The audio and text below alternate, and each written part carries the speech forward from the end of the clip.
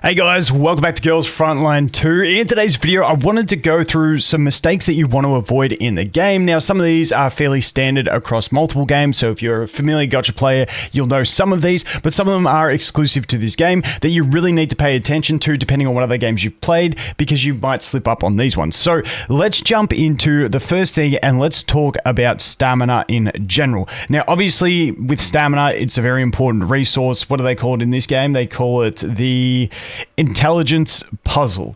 I'm just going to call it stamina from now on. It's just an easier way for me to refer to it. Now, this stuff, obviously, you do not want to let this overcap, so make sure you're burning this. The game is super easy to burn it, and you can just go in and you can auto something you've already cleared.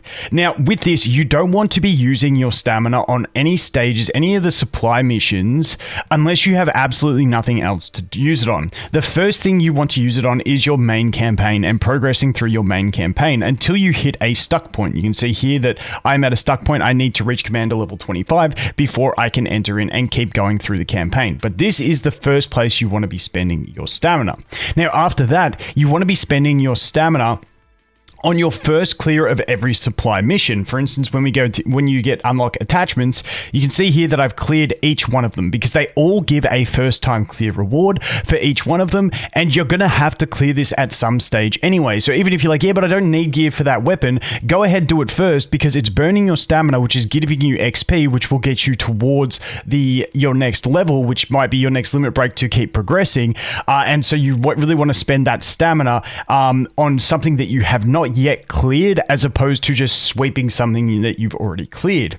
Now, the next thing is we do get a bunch of these things, which are additional stamina. You can see I have used mine. I have burnt all mine because I'm trying to level up quick because I started this account a day late and I'm just trying to catch up for content's sake. But in general, with these things as well, keep in mind that don't be burning all your extra stamina just to farm stuff to level up, especially if you are close to a daily reset, because when we look at our daily rewards, you can see that we get 75, 75, 75, 75. So we get 300 extra experience a day just for doing our dailies, which could boost you over the line, unlock the next difficulty, and instead of, say, this hour burning all your stamina on a lower difficulty, which gives you less rewards, you could wait that hour till the daily reset, get the experience to level up from this, and then go ahead and use your stamina on a higher efficiency trade. So that's it. Just don't be wasting your stamina per se for pointless reasons, especially if you're close to a daily reset. Now, if you're not close to a daily reset,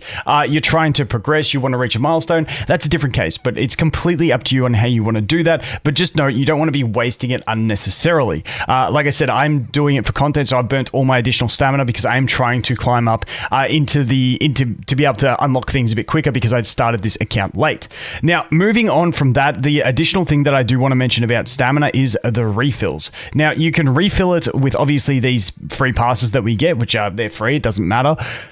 You can also do it with premium currency. Now, this is a controversial topic in every game. In general, the general recommendation for free-to-play, especially free-to-play casual players, is never do this because it is going to make you lose out on getting some extra summons along the way. And at the end of the day, you get to the end game in these games anyway, and you just want to get characters, is essentially what it is. But I am personally going to be doing the first refresh every day for at least like maybe the first week or two, purely because when we look at what it costs you 20 premium currency. Now, when I math that out, you can essentially buy that 7.5 times for the cost of one summon. So that would be 450 stamina for one summon. And in the early game, I would take that trade of 450 stamina for one summon ticket. You may not. Like I said, if you're more of a casual player, you won't. I am going to continue to do this until I see no point, because early on as well, leveling up is going to give you, because burning stamina helps you level, and leveling up is going to unlock more game modes, which gives you more stuff. So that is why I am doing it. But once again, normally it's highly recommended not to do this at all. But for the 20, I think it's actually a decent value if you're someone really trying to push. But getting into the 50s and 75s and beyond, you're just getting into whale territory there, so don't even bother. The one very important thing to do is never, if you set a limit of spending on the 20, never buy the 50. especially never go into the 75.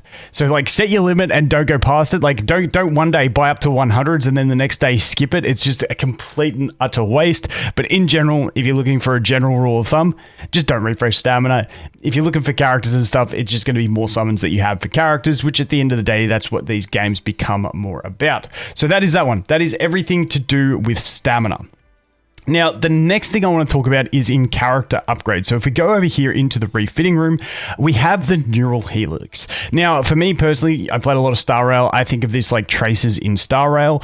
And then, you know, these are just general stats that you get along the way. But then we also have these additional abilities. Now, the thing with this is these items you cannot farm. So you are limited on the amounts of these you get. When you see them in events like the event we currently have going on, pick them up. They're very, very helpful. These are kind of like the items that you get in Star Rail, if for those that have played those types of games, from doing your weekly boss fights. This is what these correlate to. So you get limited amounts of them. So don't be just dumping them out willy-nilly on characters you don't care about. So really think about these. Just note with these bad boys, you can only apply 3 of these per character early on. So take them carefully. Only use them on the characters you're really going to be building. For me, at the moment, the only ones I'm going to use them on are Suomi and QJ because those are my main 2 characters, and I'm waiting to see if I can pull some others along the way. I'm obviously not going to be dumping them into every character that I have because that would just be a waste, and I would run out, and then as I go to get the higher upgrades,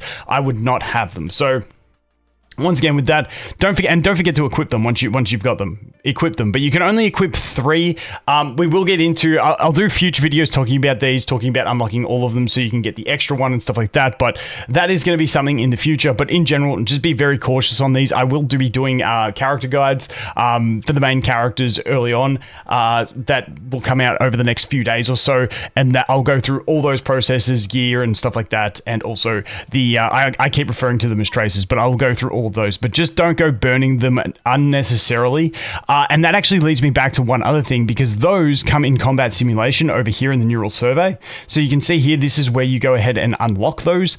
This is where you get one-time clear rewards. I can't actually show you any because they're done, but you get those from one-time clear. These also do these as one-time clears because they do give you experience. They do cost stamina. And when we spoke earlier about, you know, doing your first-time clears, burn through all these on your first-time clears because they're a good way to get stamina whilst not get experience whilst not wasting your stamina. So that is that one. The next thing that I want to talk about is over here in the public area, and that's the dispatch room. So the dispatch room, normally in these games, you say, don't bother building any characters that you're not going to be using. There is one exception to that in this game at the moment, and that is with dispatch. So as you can see here, you've got to actually like get your characters assessed. You can see she's just passed the assessment criteria because I only just pulled her.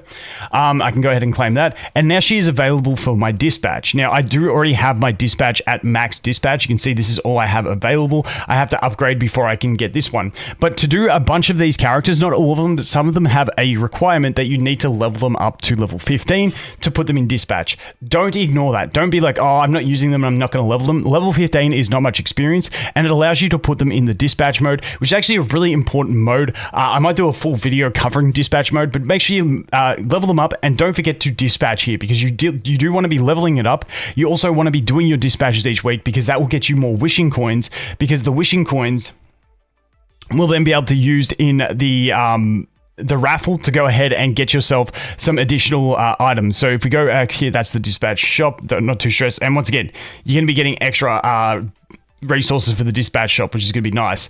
But if we go over to dispatch income over here, you can trade items for them. I'm not doing this early. We're at conversion. Don't waste all of your resources over here on this, because you will end up having no resources and you'll be like, what am I doing? So I can burn all my combat reports for 4 coins. Don't do it. This is not an early game thing. Don't be wasting all your resources. Like, I could just go, oh, let's max this. I only get 2 coins. Please do not waste all your early game resources on this. Maybe end game it becomes a conversation, but early on, don't do it. Now, why would you even want these coins? Because we have the mystery box over here, which if we go into the details, this is how you're going to go ahead and get your copy of Peredia.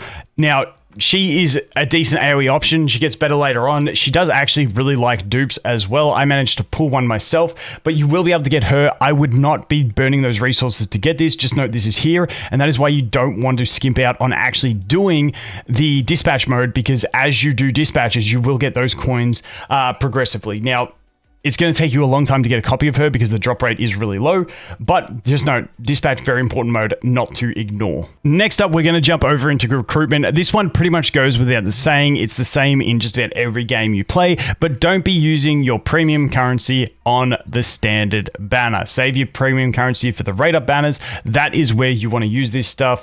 Honestly, this game, compared to a lot of other games I see, you can see I've already done 81 pulls on the standard banner, and this account isn't even like 15 hours old. What is it? It's 14 hours old, this account, and I still am already at 81 pulls on the standard banner. So the standard tickets do flow in really nicely on this one.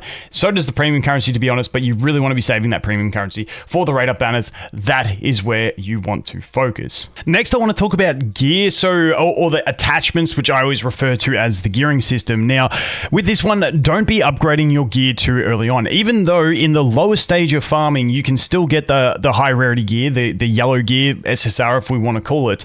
I'm not upgrading them until I have really good pieces that I want, or until I'm at a stage of the game where I'm stuck. I'm still at a stage of the game where I am just cruising through everything, so I don't need the extra stats. And the reason I'm saying not to do that is because I ran a couple little tests here just to show you guys. So say with this one, if I wanted to calibrate it and I wanted to feed another purple one, I'm just showing you the XP loss when you do this. So if I fed this another purple one, it would give me 600 experience.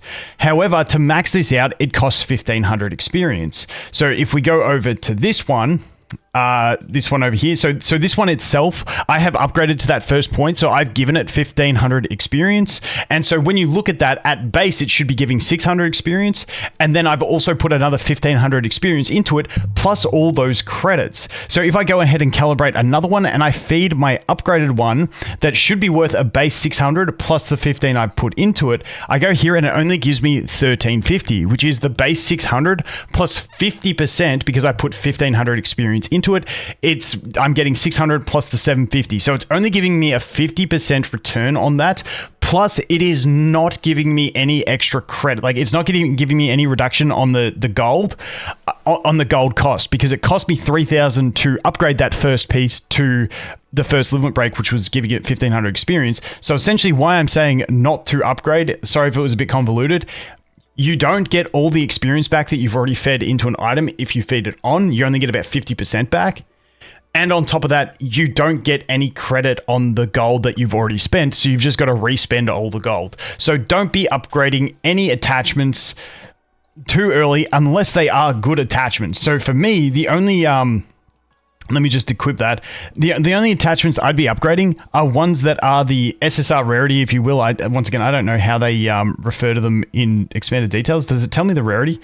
I don't know what they actually call the rarities, but the yellow rarity, unless I get one of those with ideal stats. So when I look at this, I'd be wanting like crit rate and attack at minimum with ideally high rolls before I even consider upgrading this stuff. So that is what I would looking at. If it's a muzzle or something like that, I'd be wanting crit rate and crit damage. Like I said, I just upgraded this so I could show you guys in testing, but I would want a yellow one.